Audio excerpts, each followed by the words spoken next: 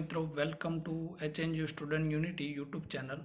તો આજે તારીખ 21/9/2022ના રોજ જે રિઝલ્ટ અપડેટ આવી રહી છે તમે અહીંયા જોઈ શકો છો સ્ક્રીન સમક્ષ કે રિઝલ્ટ છે એપ્રિલ 2022ના B.Sc semester 4, M.Sc pharmaceutical chemistry semester 4, M.Sc IT semester 4, M.Sc IT semester 6 અને M.Sc IT સેમિસ્ટર 8 ના રિઝલ્ટ તમારે ડિક્લેર થઈ ગયા છે।